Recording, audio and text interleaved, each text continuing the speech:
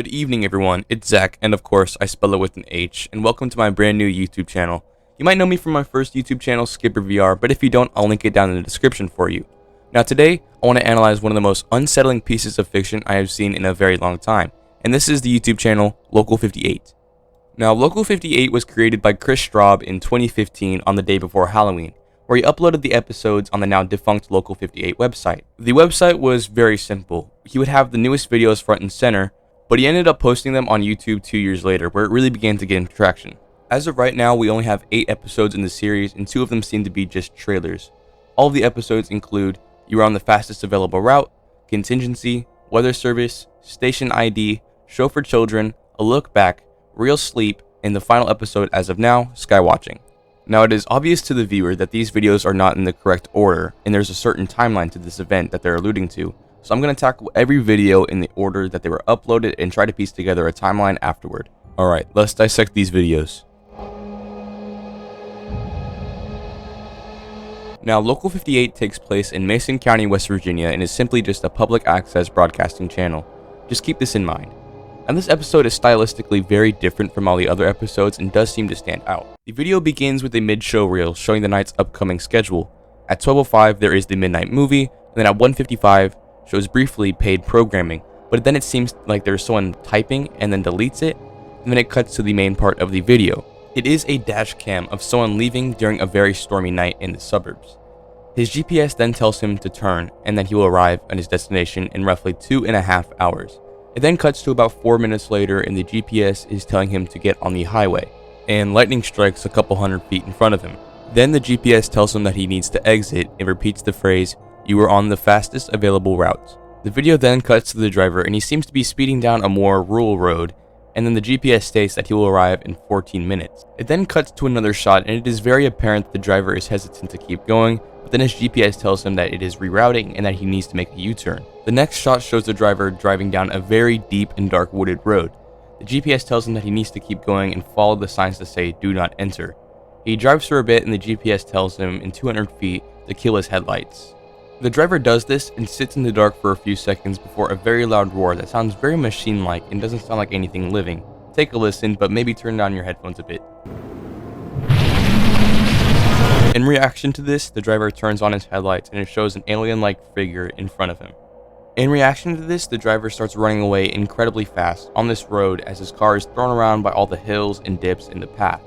The entire time he is running, the GPS is rerouting and telling him that his destination is getting closer, until we hear the roar again, and the video cuts to the camera on the ground, shattered, and the time is unknown, and this concludes the video.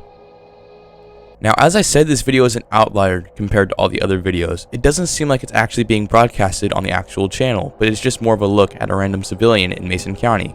I did some digging because I had a feeling that this video did not take place in Mason County, but the bridge we see in the beginning of the video looks just like the Pomeroy Mason County Bridge.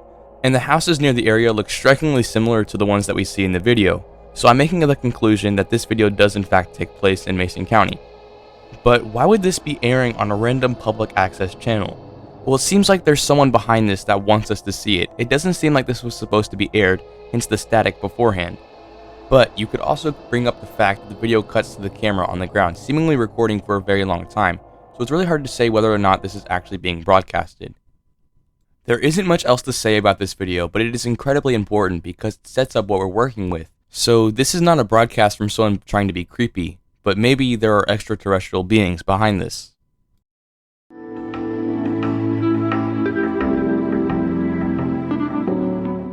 Contingency is the darkest out of all the episodes, so fair warning, there are mentions of suicide in this video, so maybe skip this part if you're sensitive to that topic. Okay, so the video opens as the broadcast day is ending at 3 a.m. Everything seems to be going as planned, with the card saying this ends our broadcast day and have a good night, with some patriotic images in the background and the national anthem plays. It then abruptly cuts to a technical difficulty screen as the logo for the U.S. Department for the Preservation of American Dignity flashes on screen briefly. It then shows the introduction to the tape we're watching, titled Contingency Message Reel, with the expiration date being November 13th, 1970. But we'll touch on that in a bit. The reel is only supposed to be viewed if the United States completely surrenders to insurmountable forces. It then says contingency message will now begin and to comply with all instructions. So just take a look.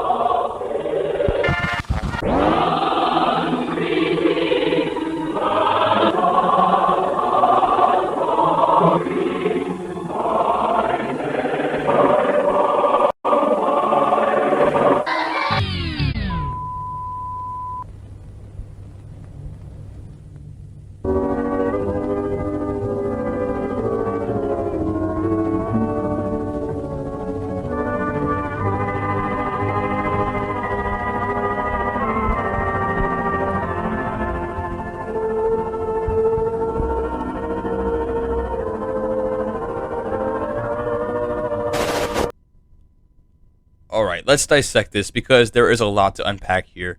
As we can see, the US has completely surrendered to some kind of enemy force, but at this point it is really unknown what it is. The video starts with some really deceptive language, like they may occupy our streets, but they cannot occupy our spirit, and that they have called upon themselves to preserve the dignity of the United States, and that the president himself has already followed through with the instructions. It then tells everybody to act, and then shows a signature of the president, Lyndon B. Johnson. It just all feels very shady. It seems like they're trying to persuade the American citizens by using pride as a way to comply. The video then shows us what the instructions are, and it's that you need to commit suicide along with your family, and that the police are there to make sure that everyone follows through with it. It then says more deceptive things like, you take America with you, and how it's a privilege to act. It also says things like, each will be remembered, your courage inspires others, and there's nothing to fear. It then shows the haunting message, this message will repeat until there's none left to read it. Then remember the victory position, front lawn, face up, and feet together. The video again then cuts to another technical difficulties card, and the station apologizes for the interruption. It then says, earlier today we received what appears to be a warning message from the US government, and that it is a hoax, and they apologize for any confusion that it might have caused, which it might be a little late for. Okay, so I'm going to explain my thoughts on what I think this video means. In the beginning of the video, we see a picture of the Apollo 15 mission, which was in 1971, a year after the contingency reel was supposed to expire in 1970. So it seems like Local 58 had this video and didn't share it by accident, and aired it at the end of a broadcast day for only a few to see. So whatever is going on, Local 58 knows about it and is either trying to warn everyone or more possibly condition everyone. At this point, it is really unclear what it truly is. This next installment really gives us a lot to work with. It really helps us figure out what is going on with this series, but trust me, it is no less cryptic. This episode is called Weather Service, and it is pretty much just an emergency alert warning the citizens of Mason County of some dangerous meteorological event. Let's take a look.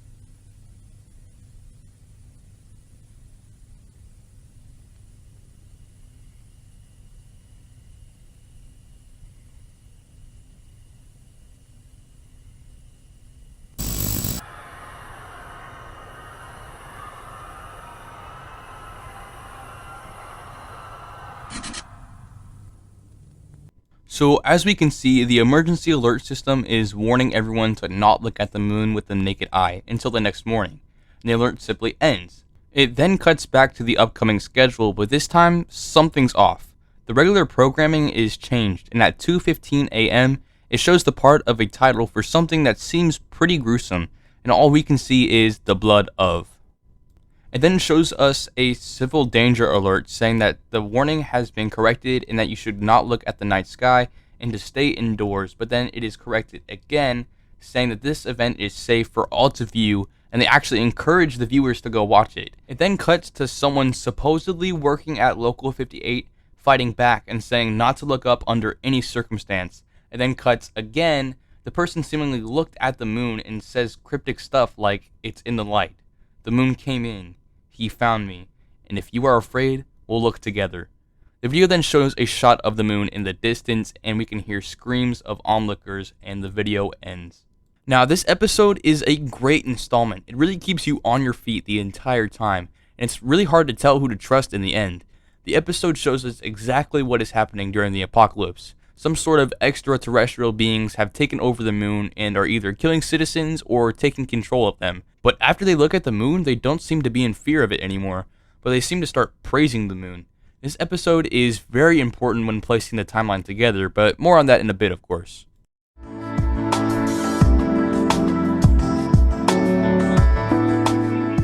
Now, station ID isn't very important at all. It's really just a channel trailer. Take a look.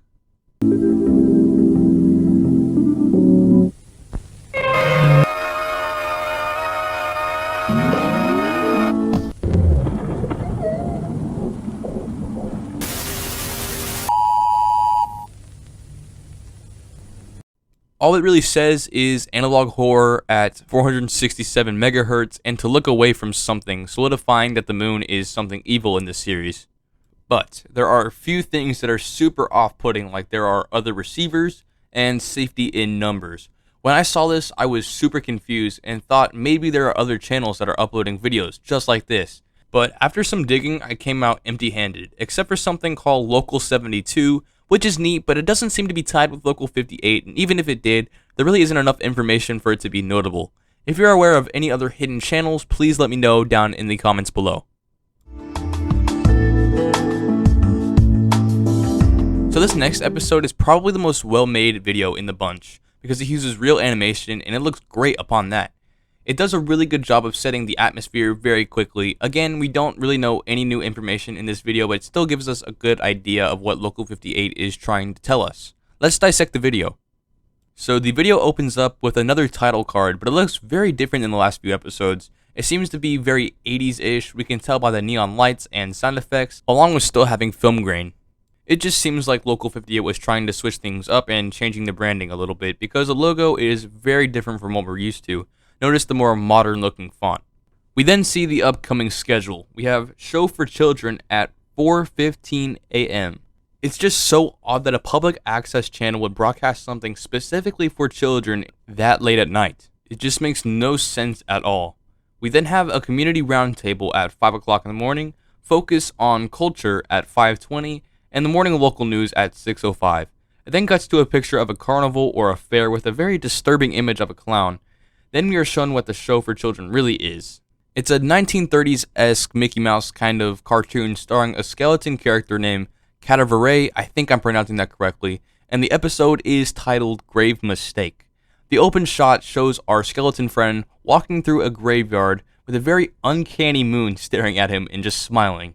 But to me, it doesn't really seem like a happy smile or a friendly smile. As he walks, he stumbles upon a grave. As he approaches, a ghost or a vision of either his girlfriend or just a pretty girl. She appears and she's standing over an open grave. Cadavere is hesitant, but he peers into the open grave anyway, and we see this. I mean, yikes. This honestly really creeped me out the first time I watched this episode. The design does such a good job of just being creepy without having a jump scare or loud noises or anything like that. It's just the way his nose and teeth look that just look incredibly creepy to me. After seeing this, he is reasonably frightened and runs away. He then keeps on his journey but is very unnerved as we see him look side to side. He then stumbles upon another grave and he peers into it again for some reason, but this time we can see the moon watching him. As he takes a look, he sees something unexpected. It's some kind of alien reptile baby, obviously alive, but it's unsure if it's in danger or if it's just growing or something. I'm going to assume growing because of all the web-looking things around him. The creature then makes this kind of shriek noise, and our protagonist makes a run for it again. And for a couple of frames, we can actually see the skeleton from before. He then keeps walking, but this time the moon is making a different expression. He almost looks as frightened as our main protagonist, because this time the moon also saw what's in the grave, so it starts to make me think that the moon is a friendly character in this episode, which would make sense if they're trying to condition the kids into liking the moon. He then stumbles upon yet another grave, and for some reason peers into it again, and this time it's just a tunnel or a hole inside, going down for what seems like a mile. It then cuts to him in a cavern in a lot of pain. He walks for a few seconds, and then it cuts to a shot of him lying in his grave, looking at the ceiling, seemingly hopeless, and just accepting his fate.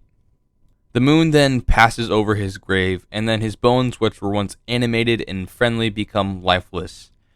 We then see the clown again saying "see you next time," and then credits roll. Wow, I just love this episode. It's friendly but haunting at the same time.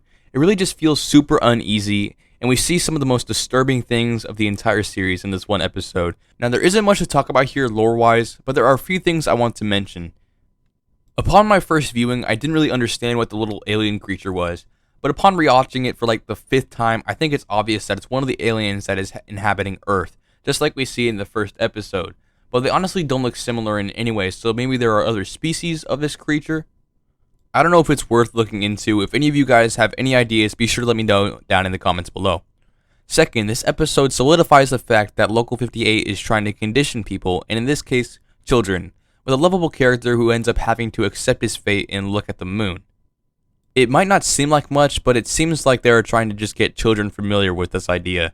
But, again, there is evidence that they are trying to warn people because of the disturbing imagery which would have scared me when I was younger, and having the main protagonist die. So it also seems like they're trying to warn everyone. But we have some evidence for the prior in one of the upcoming episodes, but we will get to that soon.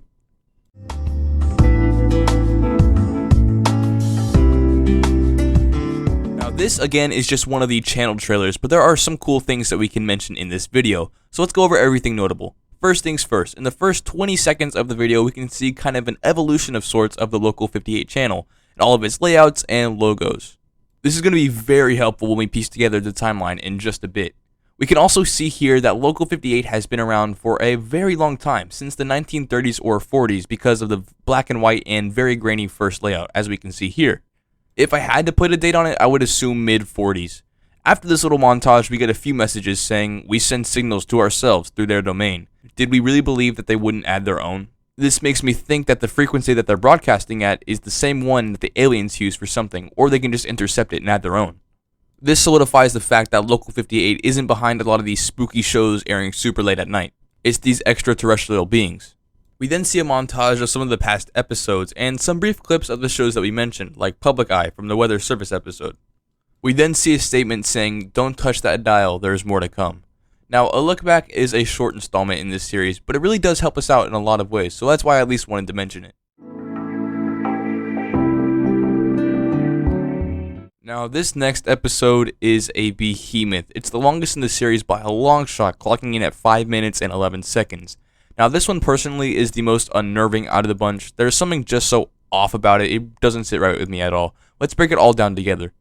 So the video opens up with, of course, our upcoming schedule, and this time we have real sleep at 3 p.m. So an actual real time for a TV show to be airing instead of at 3 a.m. But why this show? Well, we'll get into that in a bit.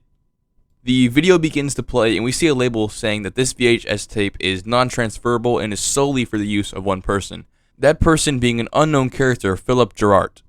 Now, I'm not 100% sure, but I don't think this name is very important to the whole overarching story. It then cuts, and then we can see that the cassette tape is made by a company named TRI, or the Thought Research Initiative. Now, who they are and what their importance is to the overall narrative is still pretty shrouded in mystery. We then see a title card, and then it cuts to the first section of the video titled Myth vs. Fact, and Philip is instructed to flip to page 7 of his workbook. We then get our first question. Dreaming is necessary for regular sleep function. I mean, yeah, I would say it's necessary.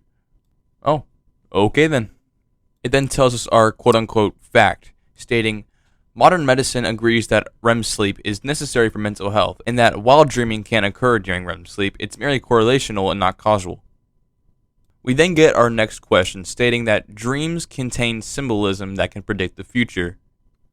Well, maybe. It's been a thing for a long time that people have predicted the future or have seen signs in a dream for a very long time now, so just maybe.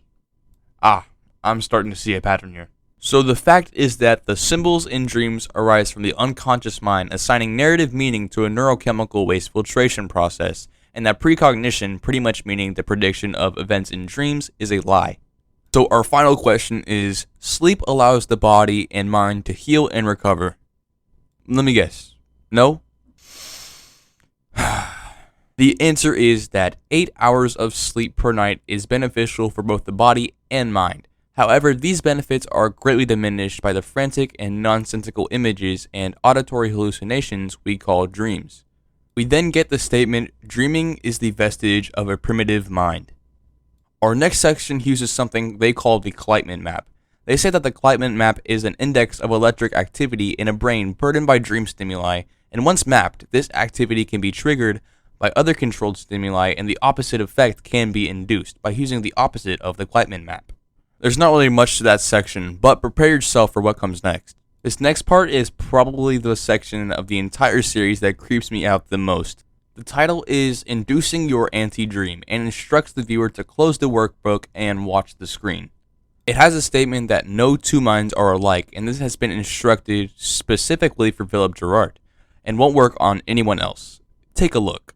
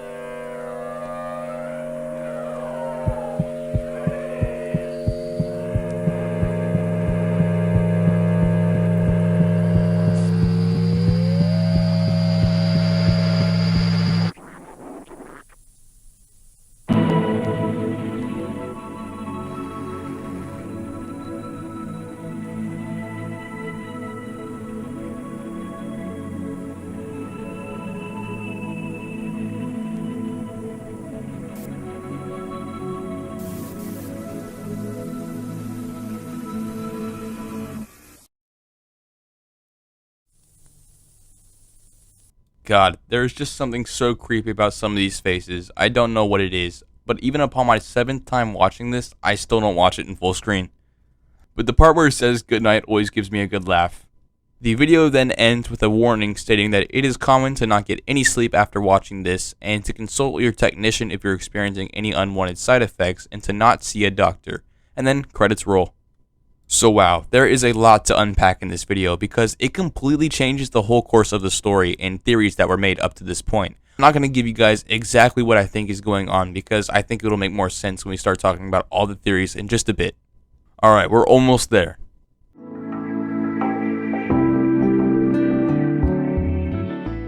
So here we are, the final episode of the series, the grand finale, maybe even for good. Okay, for the last time, let's dissect it. The video begins with our normal schedule. At midnight, we have skywatching. At 12:30, we have a city council meeting, which was recorded on October 30th, 1991, which is nice that they added an actual concrete date to work with here. And then at 2 a.m., we have paid programming. So it then transitions to our show where we have like an official opening, but then it cuts to something much darker. And in between, we can hear what sounds like a scream. As we can see, the show seems to be filmed on a normal camera from the late 90s, and it's just a guy showing us different constellations without any commentary. You know, we have the classics like Orion's Belt, Pleiades, and, his throne? Which is, you guessed it, the moon. We then see a collection of different shots of the moon, and if we look closely, the moon isn't what we're used to. The moon seems to have flesh and veins, and it seems to have a heartbeat. So this isn't just a giant rock, it's a living being. We then see a shot of the moon that seems to have an arrow imprinted on it. We then go dark for a second and we hear a very loud noise, and this time the moon is twice the size as it was a second prior, and we can hear that same kind of mechanical roaring sound from the first episode. The man recording the video then steps in front of a camera and seems to be in awe over the moon and starts praising it. The frame then freezes with the word rejoice in red text. The video then ends and we can see a very brief shot that it was actually made in 1994. Okay, so this video seems to be taking place during one of the apocalyptic events that the series has been alluding to this entire time. We finally see what happens to the people after they look at the moon. They don't die, they just seem to worship it as if it's a god. Alright, with every episode under our belts, let's piece together the timeline. Now, this can get a little muddy, but it isn't impossible to form a timeline, but there are a few things that make it seem possible for some episodes to get out of order with a slight mistake. But luckily we do have the look back video that will help us out a lot when solving this puzzle. So first episode is going to be contingency. We can tell because in the look back episode it is in the second stage of the evolution of the channel. But when exactly is this episode? Well, we know that it is after 1970 because of the photo from the Apollo 15 mission that we mentioned earlier, making this episode take place somewhere around 1972 to 1975, I would say. So the first piece is done, but what's next? Well, it's going to be show for children. The channel seems to be in its 1980s vibe, and as we can see, the old futuristic look with the neon colored lights and the logo. And it's the fourth in the evolution in the look back video, and as of right now there is no episode with the third. So I would say that this video takes place in the mid 1980s. It's obvious that the show wasn't made in the 80s, but was probably made around the 1930s or 40s. So that means whatever is going on has been going on for a very long time. The next episode is Skywatching because we can see it is more polished and cleaner than all the other episodes, but it still has some TV static and distortion.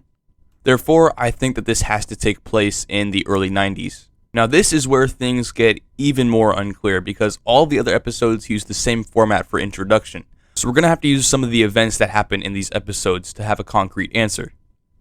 The next video is going to be Real Sleep because there doesn't seem to be any major event that is happening in this video and seems like the days leading up to whatever apocalyptic event that is happening in the other episodes. So I would say Real Sleep is around the very early 2000s. And one thing that I noticed with this video is that it seems to be recorded on a VHS tape because it is still super grainy and has some TV static. Now I don't know a lot about VHS tapes and things like that because it was a little before my time, but that's just what I got from it. The second to last episode is going to be Weather Service. I would think that this would be the last, but You Are on the Fastest Available Route has a timestamp and dates back to 2014. So I'm going to have to put Weather Service at around the early 2010s. If I had to put a concrete date on it, I would put it around 2013. So this makes You Are on the Fastest Available Route the last episode at, of course, 2014 to 2015. My personal theory is that this episode takes place after the events of Weather Service, and the man driving is someone who didn't look at the moon or fall victim to it or anything. So here is a picture of my Local 58 timeline. Let me know in the comments if I missed anything or placed anything incorrectly. I would love to know. Now there are three different ways that are the most popular to interpret the series. Okay, so the first one. Local 58 is a normal public access channel in Mason County that is being hijacked by aliens who are announcing their arrival or plot to take over the world, and the way they do it is through the radio frequency that Local 58 broadcasts at. The main evidence of this is through the Weather Service episode, where it seems to be a fight with Local 58 and these creatures to take over the channel and issue their own alert. Now this theory was popularized by the channel Film Theory, but I think it's too surface level and they didn't really dig deep enough into what was actually happening, or at least didn't spend enough time talking about it. The second theory is that Local 58 is actually run by the Thought Research Initiative that we see in Real Sleep, and they have discovered that the moon has capabilities to control people's minds and is using the channel for conditioning and brainwashing, either so they can learn more about it or take over the entire population. We can see the conditioning with contingency, which normalizes people to the idea of just obeying the higher power under very dark circumstances. And of course, Show for Children, which is again normalizing the idea of accepting your fate and how powerful the moon is in a very juvenile way fit for children. And then of course there is Real Sleep, which seems to be a smaller experiment that the TRI performed on one person, but it ended up being successful and then they shared it with the world. Personally, I think this theory is 100% probable. This seems like it's hidden enough to be the true story, because with shows like these, what's on the surface isn't really what's actually happening. But then again, you can go deeper with theory number 3, that all of this is connected to Chris Straub's other works, which again I think is very probable because they all take place in Mason County. Now I want to cover this guy's work in depth in the future, so I'm going to wait to explain it until I know every detail about this guy's connected universe. So don't worry, I'll be back. So there we are, my in-depth analysis of Local 58. It's dark, it's mysterious, and it is for sure amazing and well put together. It is definitely one of the best pieces of horror I have ever seen, and personally, I think it's the staple of analog horror. I've never seen something that keeps you uncomfortable and on the edge of your seat that doesn't have any jump scares or gore like this show. It's just legitimately creepy, and the best part is that it's cryptic enough for it to be fun to try and solve. I feel like Local 58 is only going to get more popular with age, even though the show is probably completely over. But if it does come back, you can be sure I'll be here to cover it. Thank you guys so much for watching this video and sticking to the end. I have put a lot of effort into this video because I just wanted to see if I was capable of making a really long and well edited video, so let me know what you guys think. If you like Local 58, be sure to support the channel by just watching the videos or buying a piece of merch or something. Since this is the first video on my channel, be sure to subscribe for more content coming up in the future. I have a lot of really great ideas on what's coming next. I'll be talking about music related things, more mysteries, and just random stuff that I find interesting. And if you want more videos from me, be sure to check out my first channel, Skipper VR, where we talk about all things virtual reality. So thank you guys so much for watching, and have a good night.